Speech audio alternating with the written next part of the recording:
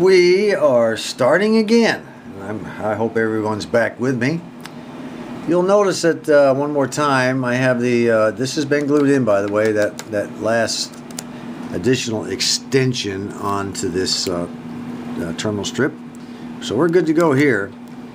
And I have my 5 resistors laid out again, but you know, I'm not going to use these two. I'm not going to use them because actually they're not the value I wanted. The value I needed was 1420 ohms. I needed 2 of them to go here and here between these 2 resistors and these 2 resistors. I was going to kind of jury rig up a bunch of you know, end-to-end series kinds of deals to come up with that resistance. And I've got what, 1,000 here and 500 here, and I decided no, I'm not going to do that. I'm not going to do that. I want a string of resistors one after another. I don't want a couple put together, taking up a lot of room back in here. So what I did was I went on eBay and I ordered some, I think they're called metal oxide 1500 ohm resistors, 5 watt. And it's going to be a while for them to come in. And while we're waiting for that, we can still go ahead and put this one on, and this one on, this one on. And I was kind of using these for spacing purposes only, because the metal oxide are about the same length as this, maybe just a touch longer. And because I want to get this one, this one, this one on the strips with this video. And then I can know how far to put them apart, because you know, these leads all have to connect with one another. Every single lead, this one to this one to this one to this one to this one, when we have all the resistors up there, they're all connected together, each of the leads, and then they pick off in between with wires wherever they want them to go. But that entire strip is one strip. So let's get these to the side, and let's take a look at our schematic to figure out which end is which, and where do we, now see, now this is a 75 ohm right here, okay? And this one right here is a 680 ohm.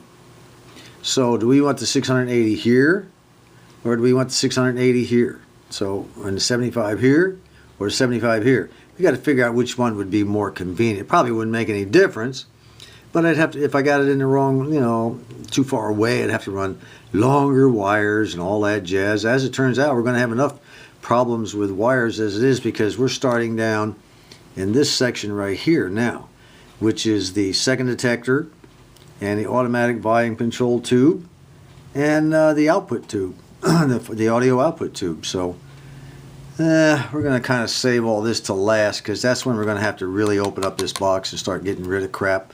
I've been thinking about this box and thinking about this box. I think what I'm going to do is put terminal strips there and get rid of this box. Now, we don't need this stupid box. We can put brand new modern capacitors in there. I don't know. Now there is a coil in there. There is a coil in there, so I may have to change my mind. I don't know. We'll take a look at what the coil looks like later. So let's go ahead and get to the schematic. Let me show you what I'm talking about, the placement of these resistors along this terminal strip. According to our schematic, pin 3 of the automatic volume control, or the automatic and volume control tube, I think is the way that thing, automatic volume and volume control tube, because over here, where did I see it earlier, there is a volume control right here. That's your volume control in this radio, and it goes up and it controls the cathode. But pin 3 right here goes through a 40,000 ohm resistor, and it goes between this resistor, and it comes out of that resistor and connects between this resistor and that resistor. So let's go ahead and turn it up and see what those resistors are. Let's get a little closer here. There's pin 3. Comes down through the 40,000 ohm resistor, which is R16. It connects between a 450 ohm resistor and a 1,420 ohm resistor. I plan to use 1,500 ohm resistors for this one and for this one here. This is another 1,420. We've got 75 ohms, 1,420 ohms, 450 ohms, 1,420 ohms, is 670. I'll be using a 680 for that, because that's what I had on hand. Let's see, off of pin 3 on this ABC tube, let's see if we can find this 40,000 ohm resistor first. Then I can go ahead and kind of position a couple of my resistors back and forth, you know, kind of dry fit them and figure out where I want to hook this first wire. That's going to be my first wire that I hook up. Alright, once again, this is our ABC tube right here. See, I got it written right there. And it's supposed to have a 40,000 ohm resistor off pin 3. Well, here is pin 1, pin 2, pin 3. And I see a wire running off there, and it goes over toward this box. It goes into this box. Now that box, that would be right here. Okay, comes off pin 3, goes over to this green, the resistor I colored in green. That's inside that box. We're going to ignore that wire for now. We're looking for the resistor. Let me see now. We've got that wire coming off of there. That's all we got coming off there that I can tell. It's just that single wire. And then we got this thing. And this thing here runs over to this tube over here. But you know, that's not a terminal. That is not a tube pin. That is not a tube pin. I don't know what that is. It's some kind of a bent up metal thing. It's certainly not one of these, okay? Not a tube pin connector. It looks to me like just a contact of some kind, or something you can solder to. Anyway, neither here nor there right now. I'm looking for a 40,000 ohm resistor and I can't find it. It might be underneath this black thing. They do that from time to time. They'll run them across and put insulators on them so they don't touch anything, or if they generate a little heat, they want to keep the heat away from some of the components. I'm going to take this pair of dikes and I'm going to cut right along that black thing. Hold on, I'm going to find out what's inside there. Yes, we are.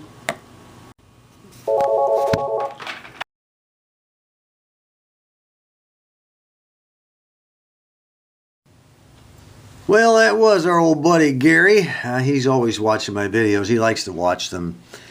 He hasn't got the foggiest idea what I'm talking about, but he watches them anyway and then tells me how he enjoyed them. Well, he's not into radios, but he likes the mishmash videos the most, I guess. Anyway, we were talking about this resistor right here, this 40,000 ohm resistor that running from pin 3 over to a junction terminal. That's just a terminal spot. It's not connected to anything. Just like a terminal block pin. That's all. And then they ran a wire from there, which would be this wire right here. They ran that down to the candome resistor and soldered it up. So you know, yeah, it's connected back to pin 3. They just had to go the long route around. You know, I'm going to try to avoid that. I may wind up doing the same thing. I don't know. I don't really see any harm in it. It doesn't look all that bad. I think that it might just work if I haven't got enough wire and all that jazz, but yeah, you never know. We'll just play that as we get to it. Right now I want to go ahead, but that gives me my starting point for the first resistor to be placed on this terminal strip. Now I'm going to look at the schematic again. I'm going to make a decision exactly where I want it, and I'll tell you why I chose it there. I have made a command decision. You know, actually it's a no-brainer. We have 5 resistors, 1, 2, 3, 4, 5. 450 is right smack in the middle, directly across from pin 3 of the ABC tube, okay, which is right there. We're going to stick that baby right smack in the middle. Let me get it positioned on the terminal strip. That's the 450 ohm one. We're going to be using a 470 because that's all I had. Well, it's the next day and I have managed to put 3 of the resistors in. And you know, what we're going to do is go over this just a little bit, and then I'm going to answer a couple of questions that were put forth by our good subscribers, and then we'll go ahead and wrap this video up. I put in the 75 here, the 470 ohm here, the 680 ohm here. And I laid them flat, just like that. And if you'll recall, let me see, I'll go over this one more time so we all know what we're doing. Where's my resistors? Here we go. Let me see, let's bring it down here a little bit. You'll recall that pin 3 went through a 40,000 ohm resistor and then connected to the right hand side of the 450 ohm resistor on that terminal, okay? I don't have these soldered in yet. I just have them dry fit with the wires bent over. Later on, we'll trim them up, you know, make them look real good. I just wanted to get them in position. This is the wire right here. Back up a little bit. This is our wire right here, coming off that terminal. That's nothing more than a terminal point. That's all. That thing is connected to nothing. It's just sticking up there, very convenient place. I don't know if they had this socket special made. Kind of a strange deal. I don't think I've ever seen. I may have seen one of those in the past. I don't know. It's just a terminal where they can, you know, I could hook other wires to it to go different places if I wanted, as long as it didn't interfere with this. But anyway, let's go ahead and see if we can get this wire hooked up to the right hand side of this resistor. Here we go. Oops. Anybody got a wire stretcher? Well, guess what? It's not long enough. Well, shucks, what do we do about that? I'll tell you what we'll do about it. Next time, in the next video, I will have changed this resistor out, this 40K resistor, and I will have put a nice brand new wire. We'll install our first brand new 22 gauge, rated at 630 volts wire. And we'll run it. I'm not sure if I'm going to run it from here to here and down just like they did. I don't know if I'm going to run it straight from here down. I got to take a look at this and kind of skull brain it. It might be best to just go with it just like it is. It's kind of neat in a way, but I don't think my resistor leads are long enough to do that. So anyway, that's what's going on here. We're going to stop this mess for today, and let's answer a few questions. Let me get my question sheet out. Subscriber questions. Soren G 2010. So our good subscriber, Soren G 2010, he says, John, why don't you mount these resistors vertical? In other words, on this strip like that, you know? Well, you know, that's a good question. Why don't I? It's a matter of just choice, okay? I want the resistors, these are going to get pretty hot. And I want those resistors down against the metal chassis, you know, to absorb some of the heat and dissipate it. That's the only reason I have it like that. Now, if it turns out that, you know, that's not going to function very well or doesn't work, it's simply a matter of heating the joints and raising them back up, okay? That's what's good about this. Look at that, it'll lift right up. But I don't think I'm going to be lifting them up. I want the heat to be dissipated by the chassis as much as possible.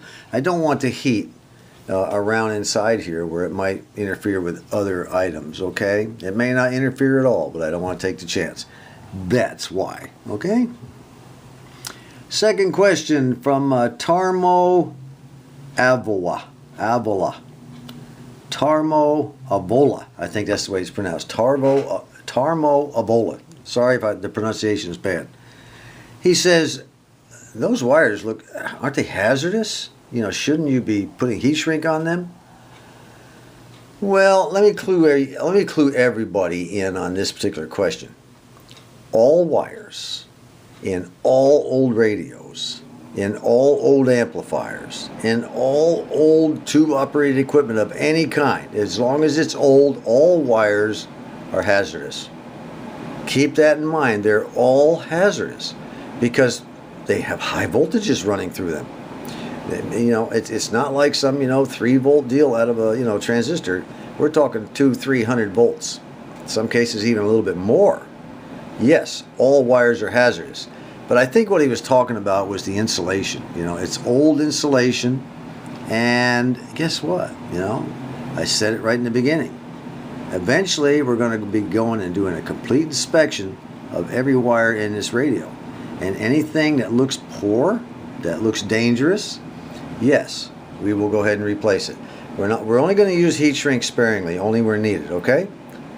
Hopefully that covers it all. It's very dangerous wiring, very dangerous components, very dangerous tube sockets, very dangerous fuse holders, switches, knobs, everything, okay? Keep that in mind. You can be killed by these radios. The next question is from Vin A. Vin A. And he has another name that goes along with his. I think it's, let me see if I can find it. Vin A. Brooklyn Radio. Let me scroll here on my computer to see if I can find it. It was here a second ago. It's gone now, but I'll find it. Where did that baby go? Yeah. Vin A. Brooklyn Antique Radios. Okay? He says, do you check for shorts to ground as you go along through these things? Well, of course I do. I check everything. You know, when you do a restoration, you just don't check certain things in certain areas. And, you know, you check it all. Earlier I stated you check, double check, and triple check everything you do. That way when you turn the radio on, if it doesn't work, you can say, hey, look, you know, I couldn't have done any better. But if you do a poor job or not a thorough job on checking everything, and the radio doesn't work, or you get shorts, or you get smoking, or sparks, or anything, then you have no one to blame but yourself.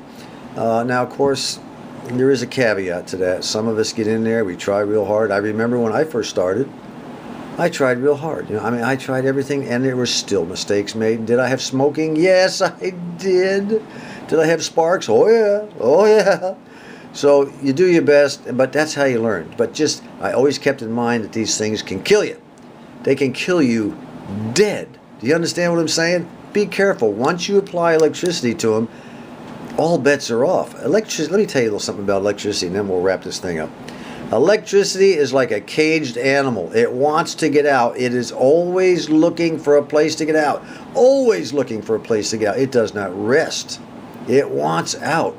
And if you touch something that's, you know, it looks for any low resistance, any kind of resistance that's low, it will try to get out. If you touch any of these wires, any of these components, any of these tube sockets, anything, after the power's been applied and you touch the wrong one, guess what? You become low resistance. It will get out, it will escape and go into your body. Electricity is like a caged animal. Never forget it. It always wants out, okay? I know I'm beating this to death, but I'd rather beat this to death than have the electricity beat you to death. You understand? Okay. Next time we'll cover a few things more. Like I said, we'll go ahead and have all this soldered up. And then next time, I think what we'll do is try to come up with a few wires here, because we're going to be waiting for these other resistors to come in that I ordered. So we'll try to come up with follow a few wires out here, okay? And last thing on the list is an update on our little side project. Oops, I got a piece of plastic I stuck in there that needs to come out. I'll be using that at a later date. I added a couple more things. Doesn't look like a whole lot's been done, but it has. There'll be bigger changes next time. Until then, this is John.